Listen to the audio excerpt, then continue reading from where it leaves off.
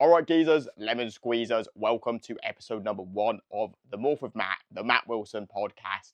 What you're going to learn in this podcast is anything you need to be a sick geezer, get in shape, have absolutely fantastic standards in your life, whether that's health and fitness, whether that's just holding yourself to becoming the man you want to be. We've got some wicked podcasts coming up in the next few weeks. Filmed one with Dexter from the K's. If you don't know him, go and check him out on Instagram. That will be dropping very soon. Filmed one with Alex Griffin as well, vlogger from Ipswich. Very good podcast as well. So we've got some amazing podcasts coming up in the coming weeks. I'm going to, in today's podcast, speak to you about 2016. In that year, I went from 100 kilos down to 62 kilograms in the space of a year. I was 16 years old at that point. So we're going to speak about a lot of the things that I fucked up in that year, lessons that I learned, how I then catapulted myself into becoming a personal trainer off the back of that. And we're going to make separate podcasts about what I've been facing through the years, because it feels like every year since the age of 16, there's been something that's happened in life, whether that's a big high, a fucking massive low. There's been an absolute shit ton that's happened over the last 9-10 years. So we're going to dive into it. What we're going to speak about was when I was 16, I was fat, I was undisciplined, I was out of shape. I wasn't the man I wanted to be. I visibly remember going to Greece back in 2016. I went there, I was round by the pool. I'm not gonna lie, I was into females at that point, and I was looking at them thinking, there's absolutely no way these females want to speak to me. I had no confidence to go up and speak to them. I was wearing hoodies in 30-degree weather round by the pool, and all round, I just wasn't the man that I knew I could be. I knew I had very low standards at that point. My life would consist of playing PlayStation, staying up till 4 in the morning, sleeping for 4 or 5 hours. I'd stopped playing football because I'd had knee injuries. And all round, you could see I was in a pretty rough position at that point. We can fast forward 12 months from there. I went from 100 kilos down to 62 kilograms. We'll run you through the lessons. We'll run you through what I learned that year. We'll run you through the mistakes I made. So I remember visibly having this feeling when I was coming back on the plane from Greece. So I was coming back, and there was something inside me that wanted to change. I just had a spark in me at that point. I can't exactly put it down to one thing, but I knew I needed to change. So in this moment, if you're sitting there and you're like, maybe I'm still in a decent place in my life, but I need to change, something needs to happen, then this podcast is going to be absolutely brilliant for you. So when I was coming back on that plane, something inside me changed. And the only real difference that I could see in terms of my approach at that point was I started attacking this big problem. So the big problem of me being fat, me being undisciplined, me being out of shape, I started attacking it with higher effort. I'm not going to say I attacked it with level 10 effort. You know, something I've learned the last year is if you've got a big problem or a big opportunity, you've only really in life ever got one big problem or big opportunity. Yes, you have multiple different things you want to focus on, but there's only ever really one thing that's like the thing to focus on in your life. And when you have that, discipline is just you saying to yourself, right, how can I apply level 10 effort here? And when I look back at it, it wasn't level 10 effort that I was giving this, but I'd gone from giving this problem level 1 effort to level 5 effort. I said to myself, when I get back from here, I'm signing up to David Lloyd's. I mean, that is chief accountability. Yes, for under 18s, David Lloyd's was only like £35 back then, which was extremely cheap for David Lloyd's. But even when I was that age, 16, you know, £35 for a gym membership was quite a lot of money to me. So I went and invested that £35 into the gym membership, and that just shot a rocket up my arse. So maybe something you can learn from that is go and actually invest in yourself. I would say invest more than £35 in yourself, but invest an amount of money that's like, right, I'm investing this outlay into myself. So I need to now go and put the work in, because if I don't, I'm going to feel like a massive twat to myself. And that's how I felt at that point, was I need to go and put the work in now, because I've invested what felt like a good chunk of money into my fitness. So I was coming back from Greece, felt like I had actual motivation at that point. And I'm not going to lie, I was a big motivation warrior over that year. And I relied a lot on momentum. I stayed in momentum for a long time because I was only 16 years old back in 2016. Like, I could commit a lot to this. And if I'd had stressful things going on in my life, I know for a fact that I wouldn't have achieved that loss. So, you know, something that I'll give in terms of advice is get into your fitness journey as soon as possible, because if you can't get in shape now, you're never going to be able to get in shape. because you're only going to get busier in life. You're only going to face bigger problems. Your testosterone's only going to drop as you get older. So now is the time. If you can't get in shape now, you're accepting essentially that you're going to be out of shape for the rest of your life. And that's the way that I see it, because when I was 16, I had all the tools to go and get in shape because I had no job. I mean, I was at college like 3 days per week, like not very stressful at all. Didn't have a relationship, didn't have any family relying on me, didn't have any responsibilities. So I could go and attack this. But the key difference was I just started applying level 10 effort. So I went to the gym and I had no clue what I was doing. Like, make no mistake, I had no clue whatsoever what I was doing. Started watching a few YouTube videos because I don't really know how to lose weight. It's YouTube and how to lose weight. A guy that stood out to me was Rob Lipset. His YouTube videos were superb. And the main thing he taught me was the calorie deficit. So started getting myself in a calorie deficit. To be honest, I was consuming way too little calories. I was consuming like 1,600 calories a day. But to be honest, because I wasn't stressed out, it felt quite easy to do 1,600 calories. So that's what I was doing food-wise. And then I got a call to action from a personal trainer when I went to the gym. He asked me if I wanted a free taster session. So I took the free taster session. I learned a good little bit from him in terms of like resistance and what I was doing. And I think that was one of the big key differences for me that year. Was the thing is if you go to the gym and you don't train resistance, all you do is cardio, all you do is lose weight, you create a skinny fat physique. You have fat over your abs, you don't really have present muscles. And luckily, because I'd gone to that PT and he'd showed me a few resistance workouts, I'm not saying it was good, the training split I was doing like Stairmaster for an hour, I was doing bench press, and I was doing like a shoulder press. And there's probably a reason that I have a bit of a shoulder injury now, because I used to smash my shoulder with no mobility at that point.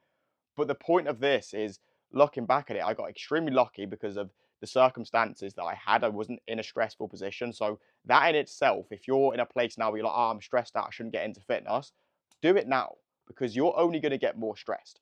Another thing that take away from that is train resistance. Because if you don't train resistance, I'm not going to lie, you will not create the physique you want. You're not going to get this toned physique.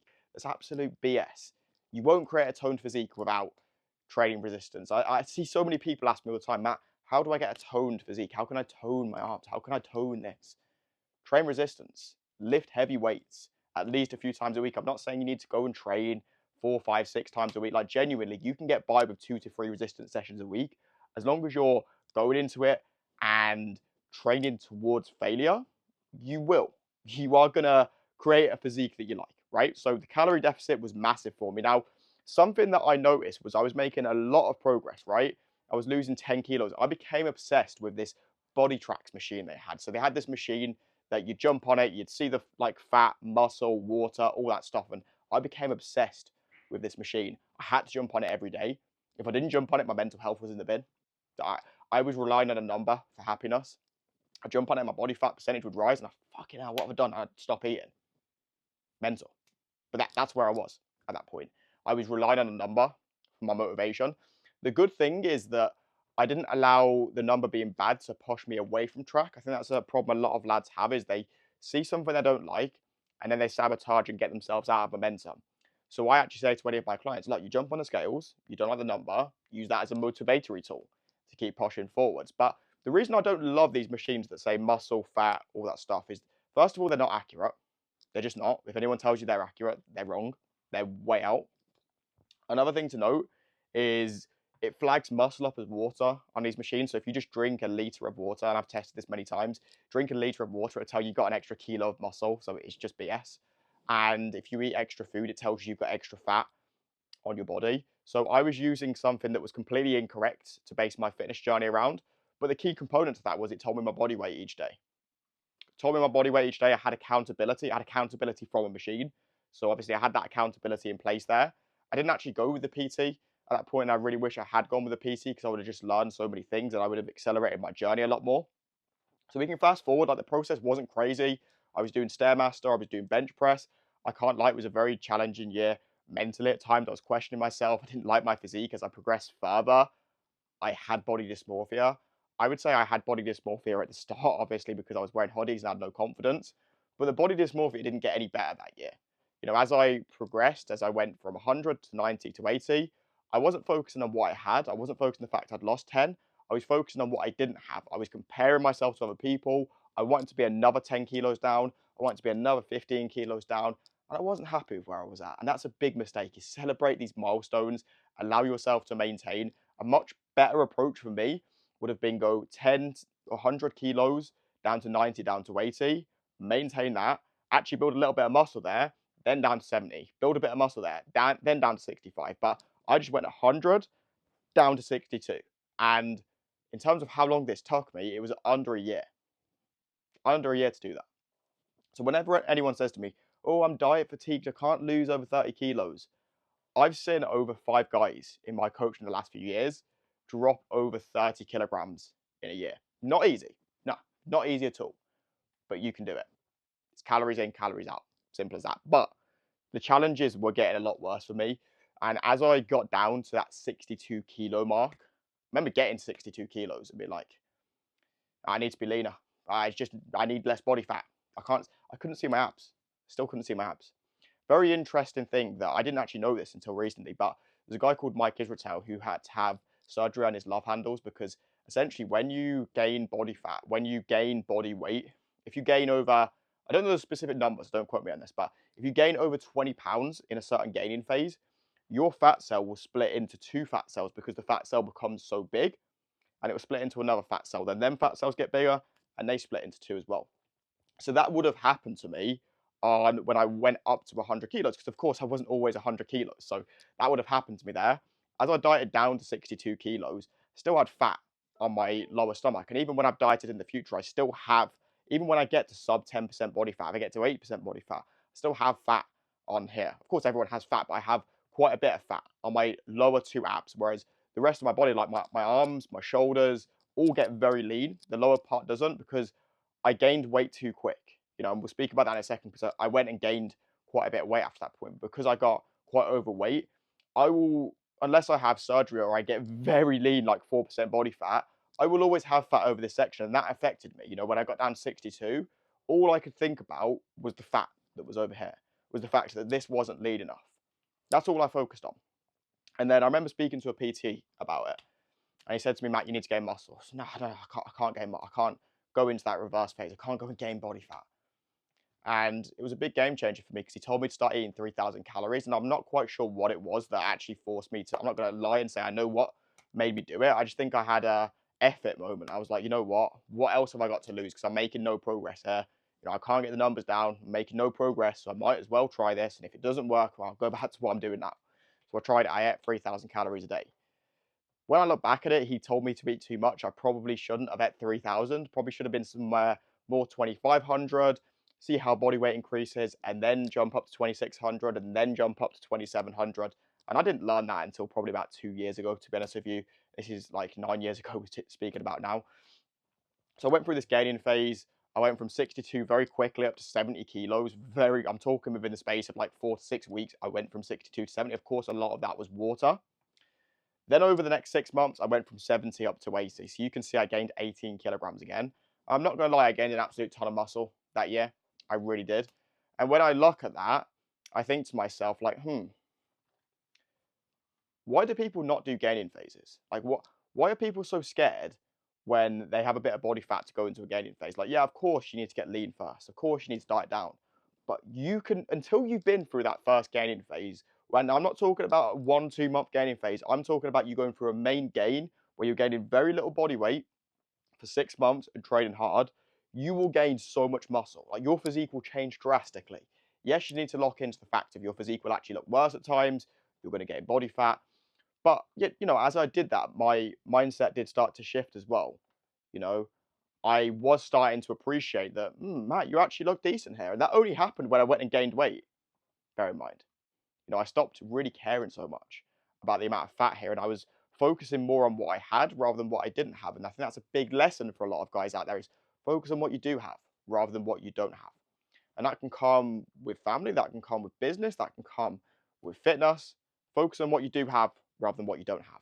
When I look back at all this, the biggest regret I have is I didn't go to a trainer, really. Like, I got bits of advice. I did a few sessions with a few trainers. I got like skeleton plans from them. But I could have saved myself so much time. If I had myself to coach me through that moment back then, what took me 24 months would have been done in 12 months. It would have been done so much quicker, and it would have done so much more sustainably. Like I went from 100 down to 62 up to 80. It would have been more so like, Matt, okay, cool, you're going to go down to 80, you're going to hold that, and you're going to down to 70, you're going to hold that, and you're going to build muscle up to 80. You don't have these big drastic jumps then. It's a lot easier on the brain when you don't have these big drastic jumps. It's a lot easier on your body. Your fat cells are not going to be splitting into two all the time because you're not having these drastic, jumps up and down. So that's something that I coach a lot of guys around now. Is I say to them, look, we're going to go through a phased process here. You're going to diet for 12 to 16 weeks as maximum, then you'll maintain. And I feel like I just never had that phased roadmap out in front of me. And because I had no one in my corner, I mean, I'm 16, 17, I've got a lot of voice in my head, social media is starting to come to the forefront.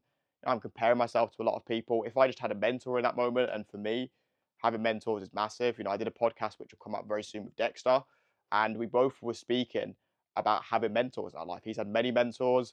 I've had many mentors. I've had 3 business mentors now. I've had 2 physique coaches now.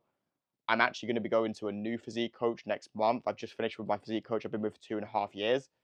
And for me, having mentors, like I'm going into this next phase of my life and I feel more equipped than ever for this next phase of my life. And I'm going to have more mentors and more people around me than ever before. Because the further you progress in life, the more problems you face. And that's what we need to normalize is, if you can just be someone who shows up every single day without fail, you're going to beat 99% of people because people don't do it. People don't show up. Like even some of the guys on my team who are the highest performers, they don't show up every day, you know, and that's something I do. Is I will take days off, but I just show up every day.